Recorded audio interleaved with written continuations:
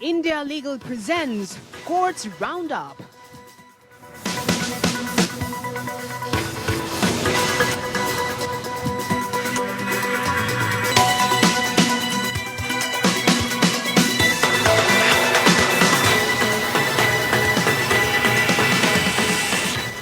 नमस्कार, मैं हूं आपके साथ पूजा कवियागोमा। कोर्ट्स राउंडअप में आप सभी का स्वागत है। इस बुलेटिन में अगले आधे घंटे हम आपको कोर्ट से जुड़ी तमाम छोटी बड़ी खबरों से रूबरू करवाएंगे। कोर्ट की कार्यवाही और सुप्रीम कोर्ट से लेकर हाई कोर्ट और लोअर कोर्ट्स तक के फैसलों को आपके सामने रखेंगे। India Legal presents Courts Roundup.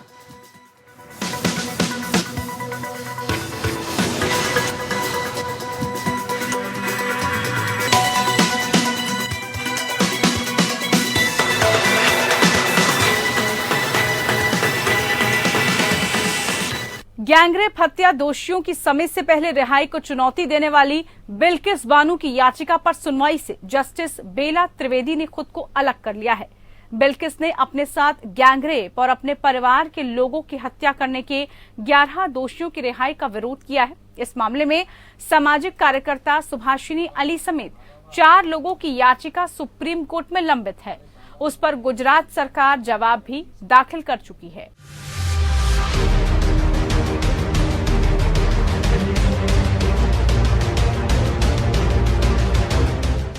Supreme court ने बिल्किस बानो की याचिका पर सुनवाई की। बिल्किस बानो ने 2002 के गुजरात दंगों के दौरान उसके साथ हुए गैंगरेप और परिवार के 7 सदस्यों की हत्या के मामले में 11 दोषियों को रिहा करने के राज्य सरकार के फैसले को चुनौती दी है। वहीं सुप्रीम कोर्ट के न्यायाधीश जस्टिस बेला त्रिवेदी ने 2002 के गुजरात दंगों के दौरान सामूहिक बलात्कार और हत्या के लिए उम्र कैद की सजा पाए 11 दोषियों की समय से पहले रिहाई को चुनौती देने वाली बिल्किस बानो द्वारा दायर रिट याचिका पर सुनवाई से खुद को अलग कर लिया है। जस्टिस त्रिवेदी को 2004 से 2006 के दौरान गुजरात सरकार के कानून सचिव के रूप में प्रतिनियुक्त किया गया था। जस्टिस रस्तोगी की अगुवाई वाली पीठ ने मई 2022 में फैसला सुनाया था कि गुजरात सरकार के पास छूट के अनुरोध पर विचार करने का अधिकार क्षेत्र है, क्योंकि अपराध गुजरात में हुआ था। राज्य के हलफनामे से पता चला कि सीबीआई और ट्रायल कोर्ट, जो कि मुंबई में विशेष सीबीआई के पीठासीन न्यायाधीश के इस आधार पर दोषियों की रिहाई पर आपत्ति जताई, अपराध गंभीर और जघन्य है। गुजरात हाई कोर्ट ने पहले माना कि महाराष्ट्र राज्य द्वारा छूट पर विचार किया जाना चाहिए, क्योंकि गुजरात से स्थानांतरण पर मुंबई में ट्रायल किया गया। बाद में 15 अगस्त 2022 को सभी 11 दोषियों को रिहा कर दिया गया। याचिकाओं का जवाब देते हुए गुजरात सरकार ने सुप्रीम कोर्ट को हलफनामे में बताया कि ये फैसला दोषियों के अच्छे व्यवहार और उनके द्वारा 14 साल की सजा पूरी होने को देखते हुए केंद्र सरकार की मंजूरी के बाद लिया गया। 15 अगस्त को दोषियों की रिहाई के खिलाफ अपनी याचिका में बानो ने कहा कि राज्य सरकार ने सुप्रीम कोर्ट की ओर से निर्धारित कानून की आवश्यकता को पूरी तरह से अनदेखा करते हुए आदेश पारित किया है। बिल्किस ने याचिका में कहा कि घटना की पीड़ित होने के बावजूद उन्हें दोषियों की समय पूर्व रिहाई या माफी के बारे में कोई जानकारी नहीं दी गई। गुजरात सरकार की माफी का आदेश निर्धारित कानूनों पर पूरी तरह से उल्लंघन है। इससे पहले कुछ जनहित याचिकाएं दायर कर घटना के 11 दोषियों की समय पूर्व रिहाई को सुप्रीम कोर्ट में चुनौती दी गई थी। ये याचिकाएं national federation of Indian women, Makpa सदस्य सुभाषिनी अली, पत्रकार रेवती लाल, सामाजिक कार्यकर्ता रूपरेखा वर्मा और तृणमूल सांसद महुआ मोइत्रा ने दायर की थी। गुजरात सरकार ने ये कहते हुए दोषियों की रिहाई और माफी का बचाव किया था कि उन्होंने जेल में 14 साल काट लिए हैं और इस दौरान उनका व्यवहार अच्छा रहा था। Bureau report, APN news. Supreme court ने पोर्नोग्राफी मामले में राज कुंद्रा को दी अग्रिम जमानत, साथ में 4 अन्य आरोपियों को राहत भी दी है। दरअसल सुप्रीम कोर्ट ने राज कुंद्रा, अदाकारा पूनम पांडे, शर्लिन चोपड़ा और उमेश कावत को अग्रिम जमानत दे दी है। इसके साथ ही कोर्ट ने सभी आरोपियों को जांच में सहयोग करने की भी हिदायत दी है। ये भी कहा गया है कि जरूरत पड़ने पर जांच में हर तरह का सहयोग देने के लिए तैयार रहना होगा। दरअसल पिछले महीने मुंबई साइबर क्राइम ने राज कुंद्रा समेत सभी आरोपियों को खिलाफ 1000 पन्नों की चार्जशीट दाखिल की थी। पुलिस का दावा है कि राज कुंद्रा ने पॉर्न फिल्मों की शूटिंग की और साथ ही साथ उसे ओटीटी प्लेटफॉर्म पर बेचने का काम भी किया। वहीं राज कुंद्रा के वकील प्रशांत पाटिल ने दावा किया कि उनके तार किसी भी तरह की सामग्री या गैर कानूनी वीडियो के प्रशासन से जुड़े नहीं हैं। सुप्रीम कोर्ट ने पॉर्न वीडियो मामले में nodal cyber police station Bandra में दर्ज कई एफआईआर में राज कुंद्रा और अन्य सह आरोपियों को अग्रिम जमानत दी है। Justice KM. जोसेफ और जस्टिस बी.वी. नागरत्ना की पीठ ने इस बात को ध्यान में रखते हुए महाराष्ट्र राज्य ने याचिकाकर्ता द्वारा दायर अग्रिम जमानत के आवेदन का विरोध नहीं किया, इसलिए आवेदन को अनुमति दी। सुप्रीम कोर्ट ने अंतरिम जमानत दी है, यानी उन्हें इस मामले में गिरफ्तार नहीं किया जाएगा। वहीं इसके अलावा इस केस से जुड़े 4 अन्य लोगों को भी कोर्ट ने राहत दी है, उन्हें भी कोर्ट की तरफ से अंतरिम जमानत मिल गई है। इन सभी पर एफआईआर दर्ज की गई थी। आरोप था कि ये पोर्नोग्राफी वीडियोस को फैला रहे हैं। याचिकाकर्ता की ओर से पेश वकील ने तर्क दिया कि याचिकाकर्ता द्वारा अग्रिम जमानत के लिए आवेदन दायर किया गया है, क्योंकि मुख्य मामले में चार्जशीट पहले ही दायर की जा चुकी है। आगे तर्क दिया गया कि याचिकाकर्ता उस मामले में 60 दिन जेल में रहने के बाद पहले ही नियमित जमानत पर रिहा हो चुका था।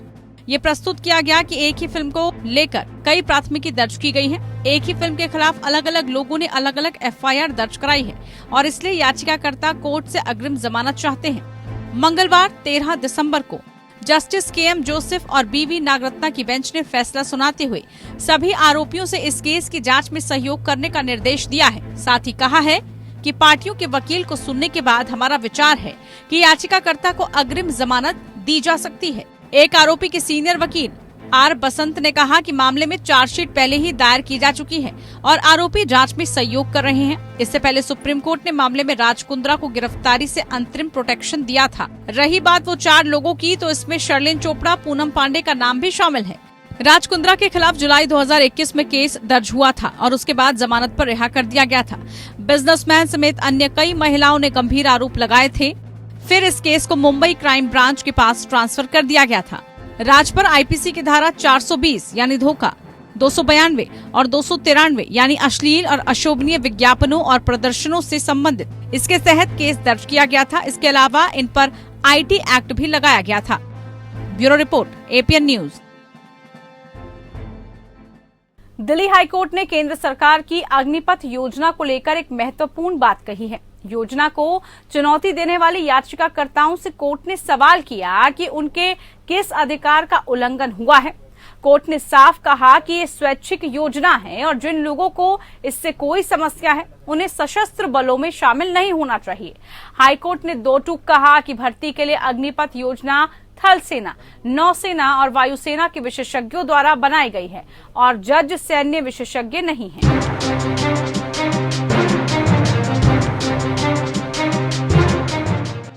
दिल्ली हाईकोर्ट ने केंद्र की अग्निपथ योजना को चुनौती देने वाले याचिकाकर्ताओं से सवाल किया कि उनके किस अधिकार का उल्लंघन हुआ है और कहा कि ये स्वैच्छिक है। जिन लोगों को इससे कोई समस्या है उन्हें सशस्त्र बलों में शामिल नहीं होना चाहिए।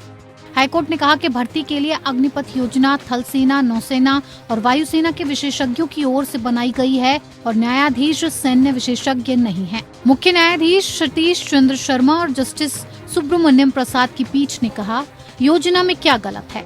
ये अनिवार्य नहीं है। स्पष्ट कहूँ तो हम सैन्य विशेषज्ञ नहीं हैं। याचिकाकर्ता और मैं विशेषज्ञ नहीं हैं। इसे थल सेना, नौसेना और वायुसेना के विशेषज्ञों के बड़े प्रयासों के बाद तैयार किया गया है। पीठ ने आगे ये भी कहा, सरकार ने एक विशेष नीति बनाई है। आपको ये साबित करना होगा कि अधिकार छीन लिया गया है। क्या हम ये तय करने वाले व्यक्ति हैं कि इस योजना के तहत सेवा काल 4 साल या 5 साल या फिर 7 साल किया जाना चाहिए? हाईकोर्ट केंद्र की अग्निपथ योजना को चुनौती देने वाली याचिकाओं पर सुनवाई कर रहा है। सशस्त्र बलों में युवाओं की भर्ती के लिए अग्निपथ योजना 14 जून को शुरू हुई। योजना के नियमों के अनुसार 17.5 से 21 वर्ष की आयु के लोग आवेदन करने के पात्र हैं और उन्हें 4 साल के कार्यकाल के लिए शामिल किया जाएगा। बाद में सरकार ने ऊपरी आयु सीमा को बढ़ाकर 23 कर दिया। याचिकाकर्ताओं में से एक हर्ष अजय सिंह की तरफ से पेश अधिवक्ता कुमुदलता दास ने कहा कि योजना के तहत भर्ती होने के बाद अग्निवीरों के लिए 48 लाख रुपए का जीवन बीमा होगा, जो पहले के प्रावधान की तुलना में बहुत कम है। उन्होंने कहा कि अगर सेवा की अवधि 5 साल के लिए होती तो वे ग्रेजुटी के हकदार होते। वकील ने दलील दी कि 4 साल के सेवा काल के बाद केवल 25% अग्निवीरों को सशस्त्र बल में बनाए रखने का विचार किया जाएगा और बाकी 75% के लिए कोई योजना नहीं है। व्यक्तिगत रूप से बहस में हिस्सा लेने वाले एक अन्य याचिकाकर्ता ने कहा कि वो थल सेना से सेवानिवृत्त हो चुके हैं और अब वकालत कर रहे हैं। उन्होंने कहा कि अधिकारियों को अग्निपथ योजना पर पुनर्विचार करने के लिए कहा जाना चाहिए, क्योंकि अग्निवीरों को दिया जाने वाला 6 महीने का प्रशिक्षण पर्याप्त नहीं है और ये बहुत कम समय है और प्रशिक्षित होना आसान नहीं है। उन्होंने दावा किया कि इस तरह अधिकारी राष्ट्रीय सुरक्षा से समझौता करेंगे और कर्मियों की गुणवत्ता प्रभावित होगी। पीठ ने केंद्र से इस पर स्पष्टता की मांग की है, जिस पर अतिरिक्त सॉलिसिटर जनरल ऐश्वर्या भाटी ने कहा कि वो इस पहलू पर निर्देश लेंगी और 14 दिसंबर को सुनवाई की अगली तारीख पर पीठ को सूचित करेंगी। Bureau report, APN news. बात अब कड़कड़डूमा कोर्ट की, जिसमें दिल्ली दंगे आरोपी उमर खालिद को 2020 के पूर्वोत्तर दिल्ली दंगों के बड़े साजिश के मामले में 1 हफ्ते के लिए अंतरिम जमानत देते हुए उस पर कड़ी शर्तें लगाई गई है, जिनमें से एक शर्त के तहत जमानत की अवधि के दौरान उसे अपने घर तक ही सीमित रखा गया है और मीडिया से बात करने पर भी रोक लगा दी गई है। दरअसल अदालत ने सोमवार को खालिद को अंतरिम जमानत दे दी थी। खालिद सितंबर 2020 से हिरासत में है। उसने अपनी बहन की शादी में शामिल होने के लिए जमानत की मांग की थी। कोर्ट ने उसे 1 सप्ताह की अवधि यानी 23 दिसंबर से 30 दिसंबर तक अंतरिम जमानत दी है।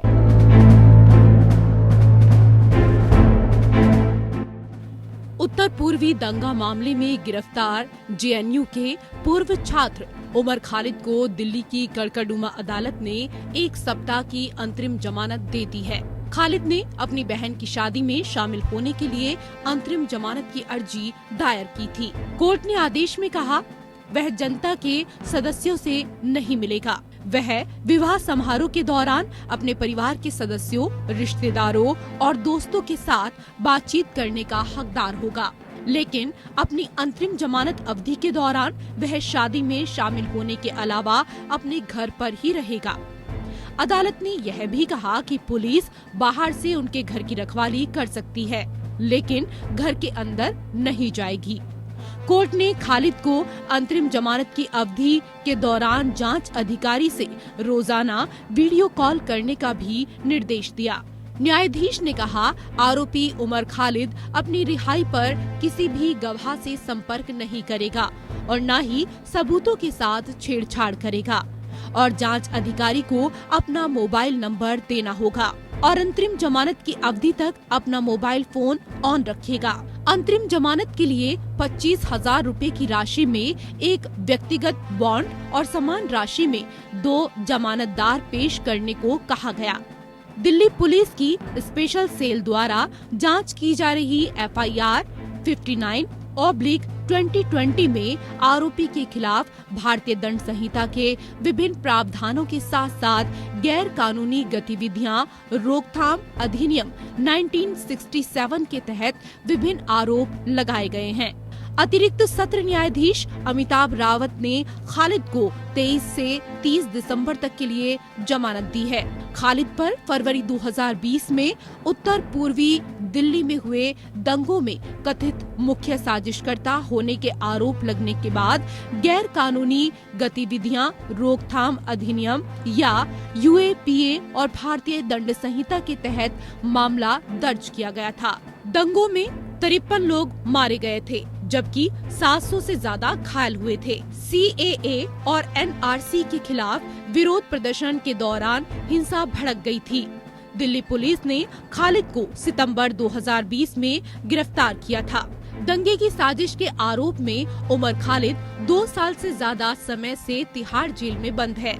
उसने 2 सप्ताह की अंतरिम जमानत के लिए दायर अर्जी में बताया कि 28 दिसंबर को उसकी छोटी बहन का विवाह कालिंदी कुंज स्थित बैंकेट हॉल में होना है। उससे पहले 26 दिसंबर को हल्दी और 27 दिसंबर को मेहंदी समारोह होगा। इसके लिए उसने 20 दिसंबर 2022 से 3 जनवरी 2023 तक के लिए अंतरिम जमानत मांगी थी। Bureau report.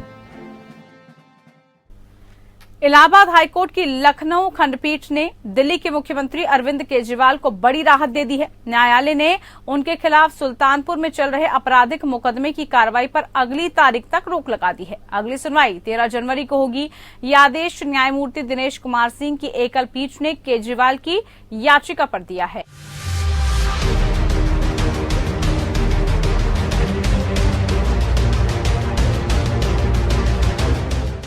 Allahabad high court ने दिल्ली के मुख्यमंत्री और आम आदमी पार्टी के राष्ट्रीय संयोजक अरविंद केजरीवाल के खिलाफ 214 के आपराधिक मामले की कार्यवाही पर रोक लगा दी है। ये मामला राज्य के सुल्तानपुर जिले में सांसद और विधायक अदालत के समक्ष लंबित है। जस्टिस दिनेश कुमार सिंह की पीठ ने यह आदेश केजरीवाल द्वारा दायर CRPC की धारा 482 याचिका पर सुनवाई करते हुए दिया, जिसमें MP MLA कोर्ट द्वारा उनके खिलाफ आरोप तय करने के आदेश को चुनौती दी गई और मामले को 13 जनवरी 2023 को आगे की सुनवाई के लिए पोस्ट कर दिया।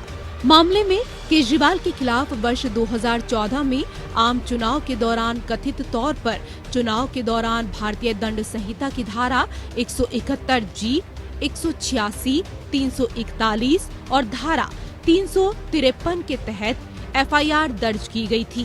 केजरीवाल की ओर से पेश वकील ने कहा कि इससे पहले वर्ष 2016 में उन्होंने सुल्तानपुर कोर्ट के संज्ञान लेने और मुकदमे का सामना करने के लिए समन जारी करने के आदेश को चुनौती देते हुए हाई कोर्ट का रुख किया था।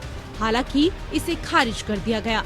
इसके बाद उन्होंने हाई कोर्ट के उस आदेश को सुप्रीम कोर्ट में चुनौती दी थी, जिसमें अक्टूबर 2016 में सुप्रीम कोर्ट ने नोटिस जारी किया और अगले आदेश तक ट्रायल कोर्ट में केजरीवाल को पेश होने से छूट दी। इस पृष्ठभूमि के खिलाफ यह प्रस्तुत किया गया कि चूंकि स्पेशल लीव टू अपील अभी भी लंबित है और यदि मुकदमे को आगे बढ़ने अपील की विशेष अनुमति दी जाती है तो पूरी कार्यवाही निरर्थक अभ्यास साबित होगी। उनके वकील की दलील को ध्यान में रखते हुए इस अदालत ने IPC की धारा 143, 186, 188, 341, 353 और धारा 171G के तहत मामले की कार्यवाही को विशेष न्यायाधीश, सांसद, विधायक, न्यायालय अतिरिक्त सत्र न्यायाधीश सुल्तानपुर के समक्ष पेश करने को कहा।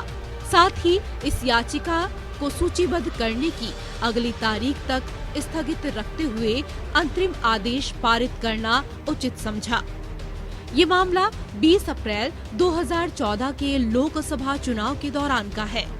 चुनाव के समय उड़न दस्ता टीम के प्रभारी जगप्रसाद मौर्य ने अरविंद केजरीवाल और कुमार विश्वास समेत कई अन्य लोगों के खिलाफ सड़क जाम, सरकारी काम में बाधा डालने व चुनाव आचार संहिता उल्लंघन का केस दर्ज कराया था।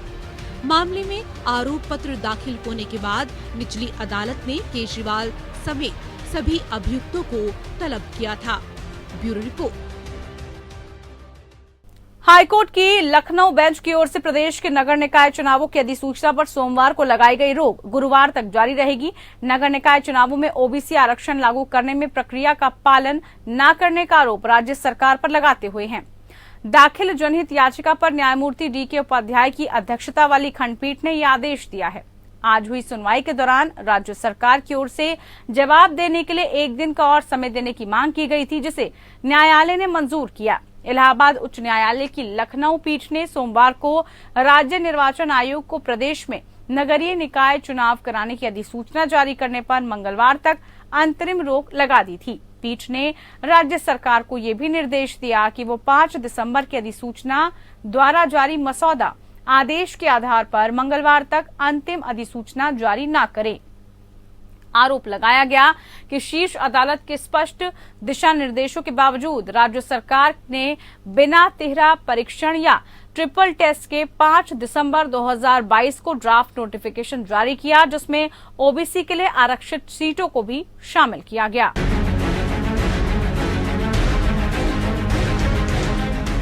इलाहाबाद हाई कोर्ट की लखनऊ खंडपीठ द्वारा प्रदेश के नगर निकाय चुनाव की अधिसूचना पर सोमवार को लगाई गई रोक गुरुवार तक जारी रहेगी। नगर निकाय चुनावों में OBC आरक्षण लागू करने में प्रक्रिया का पालन न करने का आरोप राज्य सरकार पर लगाते हुए दाखिल जनहित याचिका पर न्यायमूर्ति DK उपाध्याय की अध्यक्षता वाली पीठ ने ये आदेश दिया है। मंगलवार को हुई सुनवाई के दौरान राज्य सरकार की ओर से जवाब देने के लिए एक दिन का और समय देने की मांग की गई थी, जिसे न्यायालय ने मंजूर कर लिया। उत्तर प्रदेश में नगर निकाय चुनाव की तारीखों का ऐलान करने पर मंगलवार तक हाईकोर्ट ने रोक लगाई थी।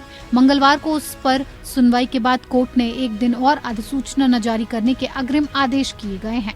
हाईकोर्ट की लखनऊ बेंच में जस्टिस डी.के. उपाध्याय और जस्टिस सौरभ श्रीवास्तव ने ओबीसी को आरक्षण के मुद्दे पर सुनवाई करते हुए सरकार से जवाब मांगा था। कोर्ट के आदेश के बाद अटकलें लगाई जाने लगी कि सरकार के कोर्ट में पक्ष रखने के बाद राज्य निर्वाचन आयोग को निकाय चुनाव की अधिसूचना सप्ताह के अंत तक घोषणा कर सकता है। 17 नगर निगम में मेयर पद के लिए 2 सीटें अनुसूचित जाति के लिए आरक्षित की गई हैं। इसमें 2 सीटों में 1 सीट महिला के लिए रिजर्व की गई है, जबकि नगर निगम में 4 सीटें पिछड़ा वर्ग के लिए आरक्षित की गई हैं। इसमें 2 सीटें महिला के लिए रिजर्व रखी गई हैं। यूपी के नगर निकाय चुनाव में इस बार 762 सीटों पर चुनाव होगा। इसमें 17 नगर निगम और 200 नगर पालिका शामिल हैं, जबकि 545 सीट पर नगर पंचायत में चुनाव होना है। याचिकाकर्ताओं ने 5 दिसंबर 2022 की अधिसूचना को चुनौती दी है, जिसमें राज्य ने सोमवार शाम तक आरक्षण तय करने पर आपत्ति मांगी थी। याचिकाकर्ताओं ने नगर निकाय चुनाव में ओबीसी आरक्षण लागू करने में प्रक्रिया का पालन नहीं करने का आरोप राज्य सरकार पर लगाया है। याचिकाकर्ताओं की ओर से कहा गया है कि उच्चतम न्यायालय ने इसी साल सुरेश महाजन के मामले में दिए गए निर्णय में स्पष्ट तौर पर आदेश दिया था कि स्थानीय निकाय चुनावों में अन्य पिछड़ा वर्ग आरक्षण जारी करने से पहले तिहरा परीक्षण किया जाएगा, और यदि तिहरा परीक्षण की औपचारिकता नहीं की जा सकती है तो अनुसूचित जाति और अनुसूचित जनजाति सीटों के अलावा बाकी सभी सीटों को सामान्य सीट घोषित करते हुए चुनाव कराए जाएंगे। Bureau report, APN news.